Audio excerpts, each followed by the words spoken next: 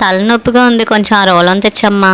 అమ్మా ఎప్పుడు అలాగ అరవకపోతే నిదానంగా మాట్లాడచ్చు కదా, ఎస్పెషల్లీ నాతో. అంటే ఏంటి, నీ మీద అలా నోరేసుకుని పడిపోతున్నానా? నేను అలా అనలేదమ్మా. అలా అనలేదంటే మరి ఇంకేదో ఉద్దేశంతో అన్నావా? అమ్మా అది కాదమ్మా. అనండి, అందరు నన్ను అంటారు. ఇప్పుడు నేనేమన్నానని? ఇప్పుడే ఇలా అన్నావంటే రేపు పొద్దున్న ఇంకెలా అంటావో. పాపం ఫీల్ అయినట్టున్నారు.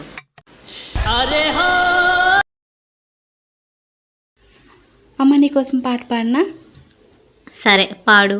నువ్వు పక్కనుంటే బాగుంటాదే, నీ పక్కనుంటే బాగుంటాదే, నువ్వు కారం ఎట్టి పెట్టినా కమ్మగుంటాదే, కత్తి పెట్టి గుచ్చినా సమ్మగుంటాదే.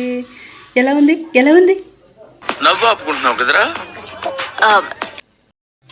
ఏంటి ఎప్పుడు నాతోనే ఉంటావా? పెళ్లి చేసుకోకు. ఏంటి కారం పెట్టినా కమ్మగా ఉంటుందా? కూరలు ఎంత కారం అయితే తినవు. ఈసారి విషయం పెట్టగలను. అమ్మది పాటమ్మా. ఏంటి పాట పాడావా నా కోసం అన్నావు? నీకోసమే కదమ్మా పాడాను. నీ మొహంలో ఉంది, వెళ్ళి పక్కెళ్ళి ఆడుకోపో. నువ్వంత హార్ష్గా ఓ మాట్లాడు.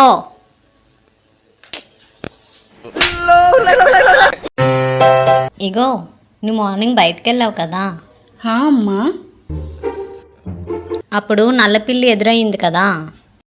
హా అమ్మా, చూడు నాకేం కాలేదు. ఏంటి బాబా అన్న? ఎలే అయ్యింది నీకు కాదు, పాపం అది డ్రైనేజ్లో పడిపోయిందంట. అంటే ఏంటమ్మా, నాకేం జరిగినా పర్లేదా నీకు? అయినా నీకేమవుతుందిలే అమ్మా. అప్పుడప్పుడు నేను ఎందుకు పుట్టినానా అనిపిస్తుంది. ఎంత నమ్మకం అమ్మా నీకు. ఎందుకురా సింగిల్గా ఉన్న కపుల్ వీడియో సేవ్ చేసుకుంటున్నావు? రేపటి కోసం. చా, నీకు పెళ్ళి అయిపోద్దని ఫిక్స్ అయిపోయావేంట్రా? అదేంటే అంత మాట అనేసో? ఫర్ సపోజ్ నీకు పెళ్ళి అయిందే అనుకో, ఆ అమ్మాయి నీతో వీడియోస్ చేయడానికి ఇంట్రోవర్ట్ అయితే ఏం చేస్తావురా? పర్లేదు, నేను ఒప్పించుకుంటా. అంతేగాని నీ వీడియోస్ చేయడం మాత్రం ఆపవు. తగ్గేదే లేదు.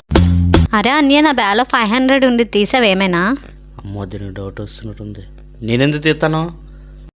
ఇంక చాలా ఆపు. అమ్మ నాకు 500 ఇచ్చింది నా ఖర్చులు కానీ. నేను తీయలే. అంటే నీ దగ్గర ఉంటే ఖర్చు అయిపోతాయి అని నా దగ్గర సేఫ్గా దాచాను. నా దగ్గర ఉంటే బ్యాంకులో ఉన్నట్టే. ఏంటి బాబా అన్న?